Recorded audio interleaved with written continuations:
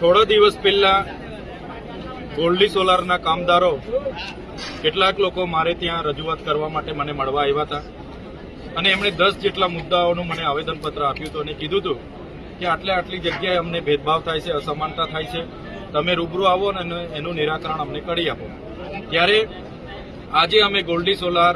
જે private limited company છે ત્યાં આવ્યા છે, તો અહીંયા આવીને જોયું તો 6 દિવસથી કેટલાક કામદારો હડતાલ પર છે, જેમાં 850 જેટલા કામદારો હડતાલ પર છે। ત્યારે અમે એમના મેનેજમેન્ટ સાથે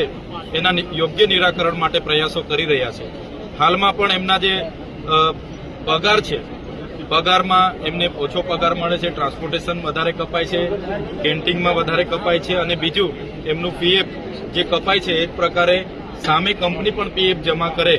બોનસ એમને યોગ્ય મળે, મેડિકલ એમને મળે, સાથે સાથે 85% જે ગુજરાત સરકારનો પરિપત્ર છે કે સ્થાનિકને 85% રોજગારી મળે, જેવી અનેક બાબતોને લઈને અમે ચર્ચા કરવાનું અમારું ચાલુ છે। ત્યારે ઘણી બાબતો અમારા ધ્યાન પર આવી છે જે કંપની મેનેજમેન્ટને અમે મૂકી છે અને કંપની મેનેજમેન્ટ પણ અમને કીધું છે કે અમે ઉપરના જે એમના હેડ છે એમની સાથે ચર્ચા કરી અને 1 by 1 એનું નિરાકરણ લાવવા માટે એ લોકો પણ પ્રયાસ કરે છે। સાથે અહીંના યુવાનોને પણ અમે અપીલ કરી છે બધા વ્યવસ્થા જાળવે અને જે પણ કંપની મેનેજમેન્ટ પર એમની જે માંગો છે, લગભગ તો